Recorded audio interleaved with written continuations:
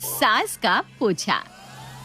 सुबह सवेरे नहा धोकर अपने सर पर तौलिया बांधे हुए ईशा हड़बड़ाकर किचन में आती है और नाश्ते की तैयारियों में लग जाती है। ओहो, जल्दी करते करते भी देरी हो ही जाती है। घड़ी को भी न जाने सुबह क्या हो जाता है, कितनी तेजी से दौड़ रही है। 8:30 बज गए और अब तक नाश्ते का सारा काम बाकी है और अभी 10 मिनट में मम्मी जी नाश्ता नाश्ता करने लगेगी। अब हड़बड़ाइए मत भाभी, सब हो जाएगा। मैंने सब्जियां काट कर रखी है। रोटियां बनाने के लिए ईशा आटा निकालती है कि तभी उसे अपनी सास की आवाज सुनाई देती है, जो जोर जोर से चिल्ला रही थी। सारे के सारे बिजनेसमैन तो इसी घर में पैदा हुए हैं। नहाने के बाद फर्श का पानी का वाइप करने तक की फुर्सत नहीं है किसी को। कस्तूरी की आवाज सुनते ही ईशा घबरा जाती है, क्योंकि उसे कहीं ना कहीं अंदाजा हो चुका था कि बाहर हो रही चिल्लम चिल्ली की वजह वही है।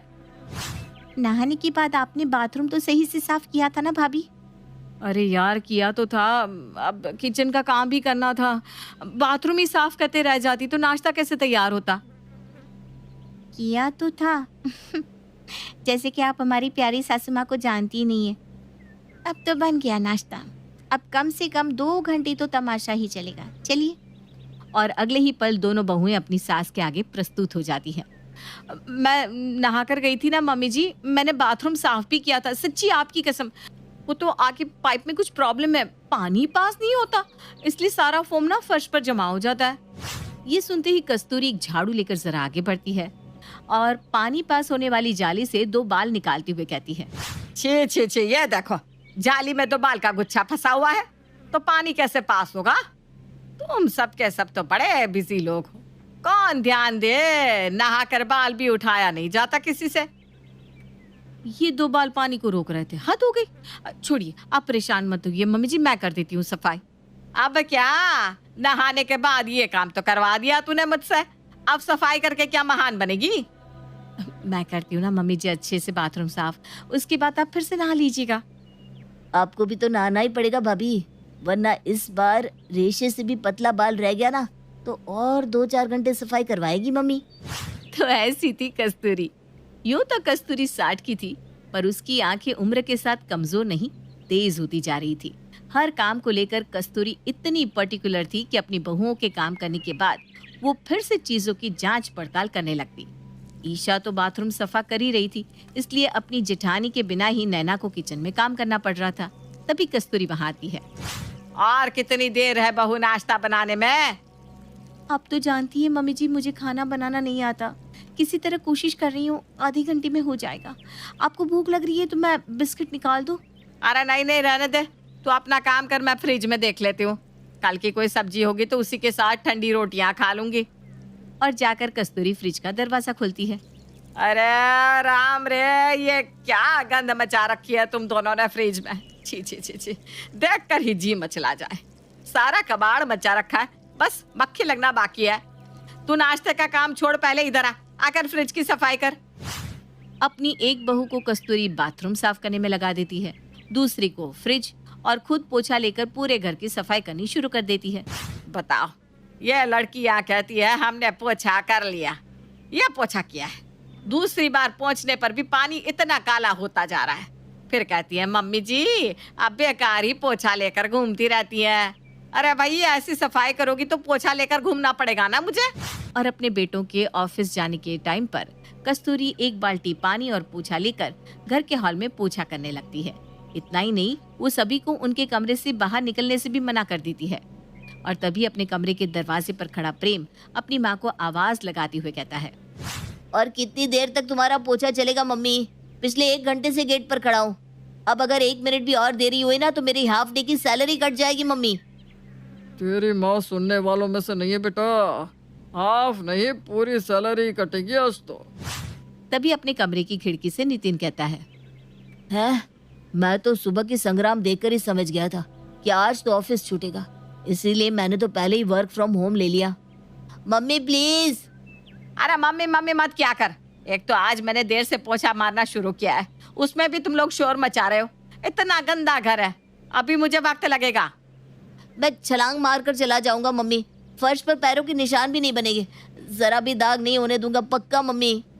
ज्यादा तेज मत बन, जैसे तेरी पत्नी आधा आधा घंटा कहकर पिछले 3 घंटे से नाश्ता बना रही है, वैसा ही काम तू भी कर देगा और मुझे फिर से पोछा करना शुरू करना पड़ेगा। अरे जो करना है जल्दी करो भाग्यवान। एक तो सुबह से नाश्ता नहीं किया, ऊपर से तुम्हारा पोछा। अरे जल्दी निपटाओ तो मैं बाहर आकर चाय पीऊं। कस्तूरी के पोछा करने की आदत के कारण नाश्ता तैयार करने के बाद भी नैना रसोई में फंसी रह जाती है और ईशा बाथरूम में, और नितिन, प्रेम और मोहनलाल अपने अपने कमरों में। कस्तूरी की इस सफाई की आदत से सभी परेशान हो चुके थे, पर उसकी आदत तो बदलने का नाम ही नहीं ले रही थी। और इसी तरह कस्तूरी हाथ में पोछा लिए कभी घर का कोई हिस्सा साफ करती रहती तो कभी कोई। फिर एक दिन अपनी एनिवर्सरी पर ईशा अपनी माँ को फोन कर अपने घर इनवाइट करती है। आज मैं और नैना मिलकर इडली डोसा बना रहे हैं मम्मी, तुम और पापा भी आ जाओ ना। भगवान करे दामाद जी और तेरी जोड़ी हमेशा सलामत रहे बेटा। मेरा आशीर्वाद तो यहीं से तेरे साथ है, पर तू ना मुझे अपने घर आने मत बोल। तेरी सास बाप रे बाप, सफाई की दीवानी, अलग ही परेशान करके रखती है। पिछली बार कैसे तेरे घर पर मैंने रात गुजारी थी मुझे याद है। अच्छा तो रुकना मत ना मम्मी, बस खाकर चले जाना, प्लीज आओ ना मम्मी। और ईशा की लगातार जिद करने से सुषमा मान जाती है और शाम को सुषमा और महेश अपनी बेटी के ससुराल पहुंचते हैं। अपने पापा मम्मी को देखते ही ईशा फौरन उनके पास जाती है और उनकी आओ भगत में लग जाती है। आइए मम्मी, आराम से मेरे कमरे में बैठिए। कमरे में? ना ना, वहाँ तेरी सास आकर बिस्तर की चादर ठीक करने लग जाती है। मुझे तेरे कमरे में नहीं जाना, हम यहीं सोफे पर बैठते हैं ना बेटा। और सुषमा और महेश सोफे पर बैठते हैं। अरे समधन जी, आप ही का घर, आराम से बैठिए ना। बहू, अपने पापा मम्मी के लिए चाय नाश्ता तो लेकर आओ।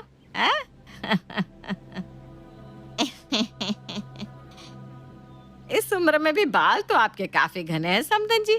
बस अगर आप बाल बांध लेती तो अच्छा होता। वो क्या है ना, व्हाइट टाइल्स है ना पूरे घर में, तो आपके बाल गिर गए तो फर्श पर दिखेंगे, गंदगी अच्छी नहीं दिखती ना। वही मैं सोचूं, अब तक आप चुप कैसे थी? जैसे ही ईशा अपने पापा मम्मी के लिए नाश्ता लाने किचन में जाती है, कस्तूरी फौरन उठकर अपने समधन के पास आकर खड़ी हो जाती है और इधर उधर से सोफा कवर ठीक करना शुरू कर देती है। कोई बात नहीं, आराम से बैठिए समधन जी, बस आपने जरा घसक चाहिए, मैं सोफा कवर ठीक कर लूं। और कोई बात नहीं है। ये क्या हुआ है ना, अभी अभी मैंने सोफा कवर ठीक किया था और तुरंत आप बैठ गई, तो वहीं बैठने से जरा सी ना सलवटे आ गई है। मतलब आपकी गलती नहीं है इसमें, लोग तो बैठेंगे ही, है ना। कोई बात नहीं समधन जी, हम खड़े हो जाते हैं, आप आराम से सेट कीजिए कवर। अरे ये कोई बात हुई भला, खड़े क्यों रह लेंगे आप लोग, आपकी बेटी का घर है। मैं जरा कवर ठीक कर दूं, फिर बैठ जाइए। तभी नैना सभी के लिए नाश्ता लेकर आती है और सभी एक साथ डाइनिंग टेबल पर नाश्ता करने बैठ जाते हैं। महेश चिप्स खा रहा था कि गलती से एक चिप्स फर्श पर गिर जाता है और ये देखने के बाद कहाँ ही कस्तूरी रुकने वाली थी। नाश्ता छोड़कर कस्तूरी फर्श पर गिरा चिप्स उठाकर पोछा लगाना शुरू कर देती है। आप लोगों को अभी नाश्ता करने में 10 मिनट तो लगेंगे ही, तब तक मैं ना डाइनिंग टेबल के नीचे और आसपास पोछा लगा लेती हूँ। वो क्या है ना, कब से सभी चल रहे हैं तो फर्श भी गंदा हो गया है। आए नितिन, जरा प्लेट हटाना तो टेबल पोंछ लूं मैं। पापा मम्मी आए हुए हैं मम्मी, अभी रहने दीजिए ना, सभी चले जाए उसके बाद पोछा मार लेना। वैसे भी अभी कुछ देर पहले ही तो आपने पूरे घर में पोछा मारा था। अब पता नहीं सामने पड़ी गंदगी देखकर भी तुम सब कैसे आंख बंद कर लेते हो, मुझसे तो बर्दाश्त नहीं होता। ऐसी तो पोछा नहीं मार रही हूँ ना बेटा, नीचे चिप्स भी तो गिरा था। और समधी समधन जी का क्या है, दोनों तो घर के ही है, बुरा थोड़ी ना मानेंगे। क्यों समधन जी, जरा पैर तो ऊपर कीजिए। हाँ। और जब तक सभी डाइनिंग टेबल पर बैठे हुए होते हैं, फौरन कस्तूरी लिविंग एरिया में लगे सोफे सेट करना शुरू कर देती है। अब उसकी ऐसी हरकतें देखने के बाद किसी के ही पेट में नाश्ता जाता। अपनी ऐसी हरकतों से कस्तूरी सुषमा और महेश को बहुत ही अनकंफर्टेबल कर देती है। बेटा अब तू खाना क्या लगाएगी, नाश्ता ही बहुत हो गया, कल सुबह इनको जल्दी उठना भी है तो हम निकलते हैं। सुषमा और महेश वहाँ से चले जाते हैं। कौन ही बेटी अपने माँ बाप का अपने ही ससुराल में इंसल्ट बर्दाश्त कर सकती है। तो इस बार अपनी सास की सभी बातें मानने वाली ईशा अपनी सास पर बरस पड़ती है। मुझे बोलना तो नहीं चाहिए मम्मी जी, पर कहती हूँ, सारा दिन तो आप पोछा लेकर हमारी किस्मत की रेखाएं पोंछती रहती हैं। आज मेरी शादी के सालगिरह के दिन तो रुक जाती। औरत जब तक खुद बहू रहती है तो सास को गाली देती है, और जब खुद सास बन जाती है तो बहू को जितना तंग करना हो सके करती रहती है। दिन भर हम आपके झाड़ू पोछा के कारण अपने सारे काम छोड़कर सिर्फ घर में सफाई करने में लगे रहते, पर उससे भी आपके कलेजे में शांति नहीं पड़ी। आपने कितनी इंसल्ट की मेरे पापा मम्मी की, दोनों को भूखा ही जाना पड़ा। 2 मिनट चैन से पानी तक नहीं पी पाए मेरे पापा। अरे बहू, तेरे मम्मी पापा नाराज होकर थोड़ी ना गए, वो तो तेरे पापा को सुबह जल्दी उठना था ना बेटा, इसलिए चले गए दोनों। और सफाई तो अच्छी होती है, मैं तो जो करती हूँ तुम लोगों के भले के लिए करती हूँ, पर तुझे अगर ठीक नहीं लगता तो कल से नहीं करूंगी सफाई, ठीक है? कस्तूरी के मुंह से ये शब्द सुनकर सभी के दिल में ठंडक पड़ जाती है और अपने कहे मुताबिक ना ही कस्तूरी खुद पोछा करती है, ना ही किसी को सफाई पर भाषण देती है।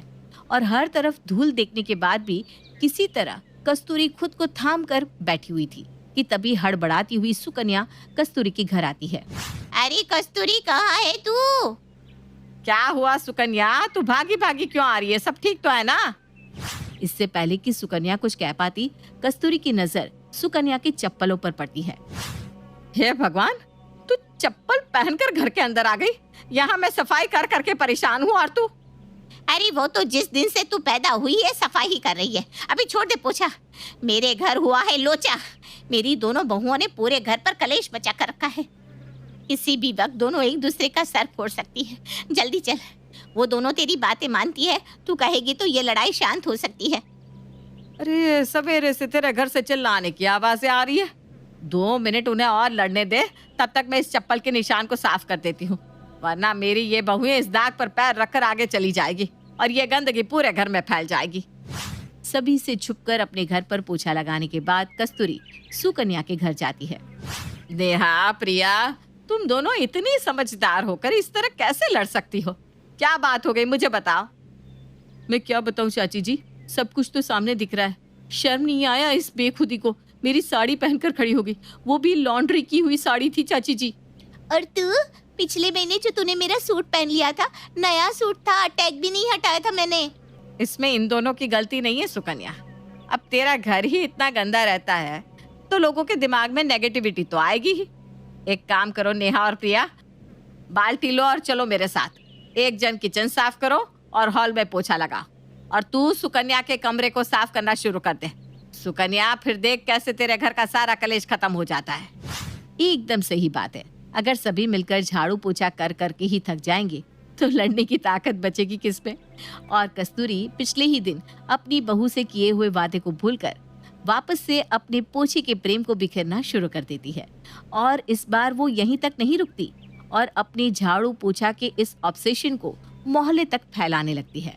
और अब कस्तूरी के घर वालों के साथ साथ उसके मोहल्ले वाले भी उससे परेशान हो जाते हैं। फिर एक दिन सभी मिलकर किसी तरह कस्तूरी की इस आदत को छुड़वाने के बारे में सोचने लगते हैं, जिस पर अपनी राय देती हुई सुकन्या कहती है। आजकल तो हर चीज का इलाज है बेटा। मेरी बहुएं दिन भर कलेश करती रहती हैं। दोनों को लेकर मैं डॉक्टर के पास जा रही हूँ। क्यों ना तू भी अपनी माँ के झाड़ू पोछे की आदत को छुड़ाने के लिए किसी साइकेट्रिस्ट या थेरेपिस्ट से मिल ले। ये तो आपने बिल्कुल सही कहा आंटी। पता नहीं ये आइडिया मेरे दिमाग में क्यों नहीं आया। मैं आज ही एक अच्छे से डॉक्टर का अपॉइंटमेंट लेकर मम्मी को उनके पास लेकर जाता हूँ। और शहर के सबसे बड़े थेरेपिस्ट को ढूंढकर सभी कस्तूरी के साथ वहां पहुंचते हैं। ये बुआ मुझे ठीक करेगा? अरे मुझे साफ सफाई करने की आदत है, ये कोई बुरी आदत थोड़ी ना है। उससे बाहर तो कोई पेशेंट भी नहीं है, ना कोई चप्पल, और ये डॉक्टर के कैबिन का दरवाजा क्यों बंद है? 5 मिनट मैडम, उस सर के कमरे में अभी पोछा लगा है, तो जब तक फर्श सूख ना जाए सर किसी को अंदर नहीं आने देते। वो क्या है ना, गीले फर्श पर पैरों से निशान हो जाते हैं। हैं? क्या?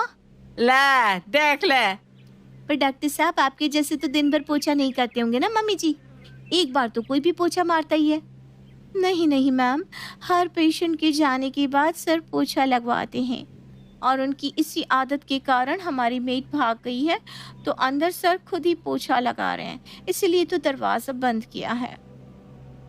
तो अब अंदर चलना है कि वापस चलना है? क्योंकि ये डॉक्टर तो मुझे तेरी माँ का भाई लग रहा है बेटा। और 5 मिनट बाद सभी अंदर डॉक्टर के कैबिन में जाते हैं, जहां टेबल पर पोछे के कारण हुए निशान को देखकर कस्तूरी कहती है, पोछा जरा सही से नहीं हुआ डॉक्टर साहब। टेबल पर देखिए, पोछे से लगी धारियां दिख रही हैं आपको? हाँ, पोछा ना सही से निचोड़ा नहीं गया होगा, जरा गीला रह जाने पर ऐसी धारियां बन जाती हैं। नहीं हुआ ना साफ, वही मुझे लग रहा था। क्या बताऊं, मैं खुद परेशान हूँ। पेशेंट देखो या पूछा करूँ, मेरी ना मेड भी भाग गई है। आपके पास कोई मेड होगी तो जरूर बताइएगा।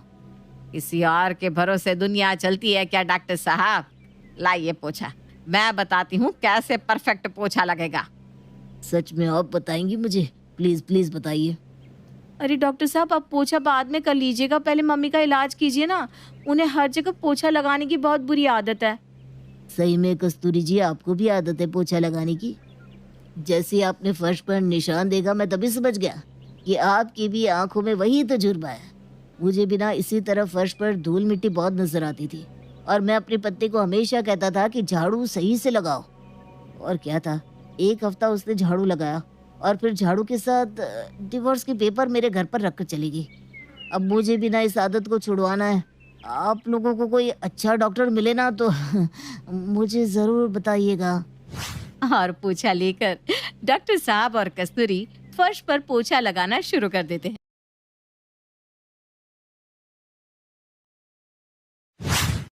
इलाहाबाद की मधु की शादी होती है रामगढ़ के आनंद से।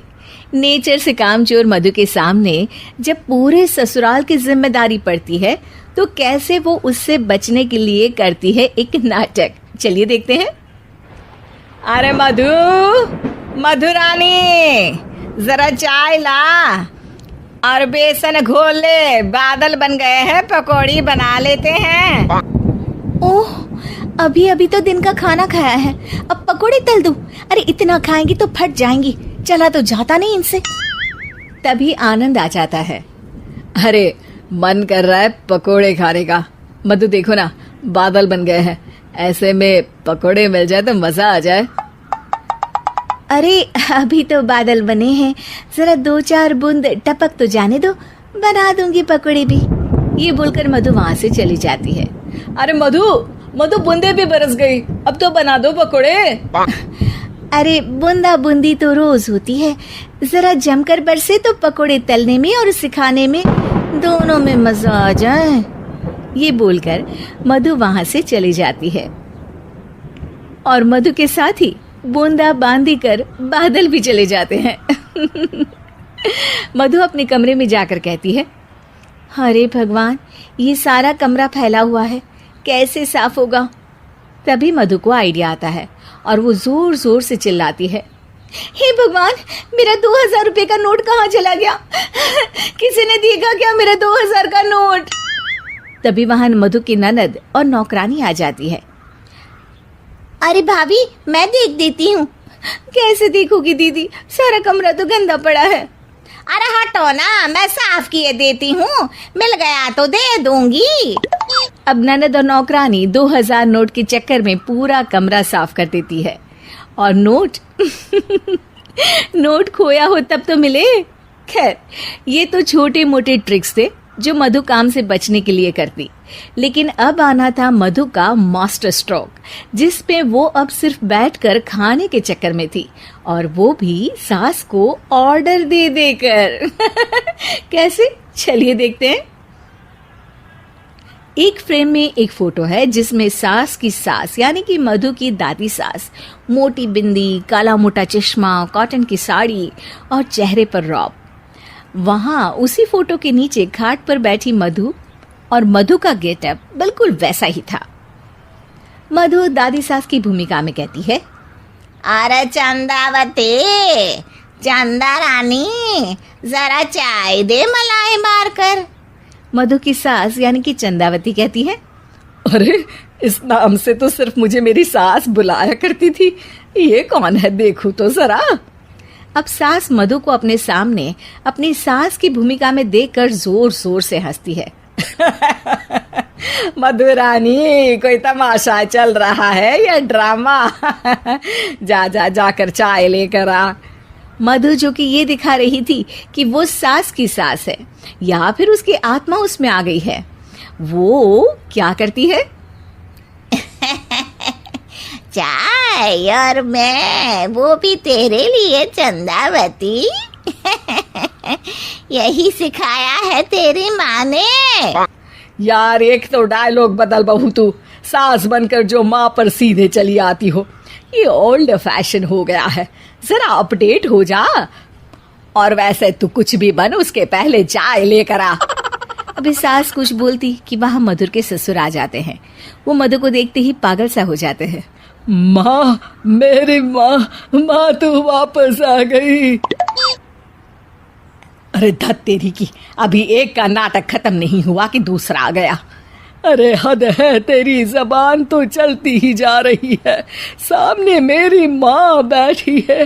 अरे इनका चेहरा देखने को तरस गया था मैं।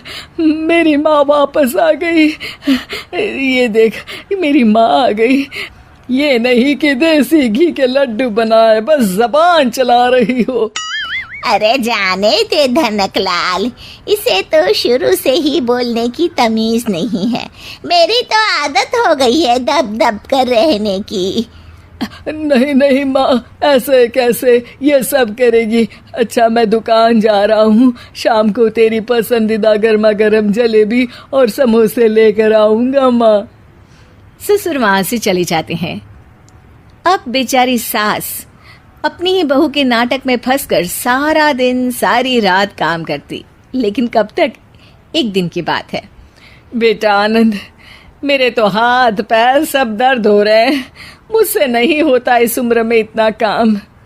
हाँ माँ, तू ठीक कह रही है। वैसे भी माँ, दादी को तो मरे अभी सिर्फ 5 साल हुए हैं। फिर मधु कैसे दादी हो सकती है? अरे वही तो बेटा, मैं तो ये सोच रही थी कि कहीं दादी मधु के रूप में तो पैदा नहीं हो गई। मतलब ना, ये सारा नाटक है बेटा।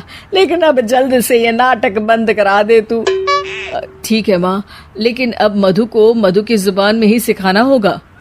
दोनों माँ बेटा कुछ बात करते हैं और अगले दिन सास मधु का बड़ा सा सोने का हार गले में डालकर घूम रही होती है।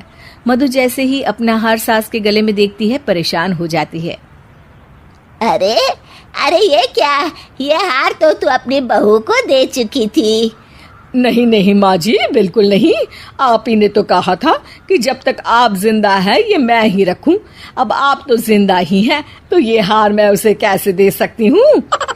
अरे लेकिन तभी वहां आनंद आ जाता है। दादी, मैं आपके लिए भैंस लेकर आया हूँ, बाहर खड़ी है। जरा अच्छे से नहलाकर उसके गोबर से आंगन लीप देना और गोबर के कंडे बनाकर सुखाने डाल देना। और हाँ, जरा ताजा ताजा दूध भी निकाल देना दादी। और फिर माँ बेटे हंसने लगते हैं। मधु सोच में पड़ जाती है। भैंस? नहीं नहीं, इतनी बड़ी भैंस की मैं सेवा करूं? ना बाबा बना, मैं तो बहू बनकर घर वालों की ही सेवा कर लूं, उतना ही बहुत है। माँ जी, नहीं नहीं। अरे अरे, क्या हुआ बहू, तुम वापस आ गई क्या? तुम्हें सब कुछ याद आ गया? हाँ हाँ, सब याद आ गया, पूरा पूरा याद आ गया। अब सास चैन से खाट पर बैठती है और जोर से कहती है, सब याद आ गया ना?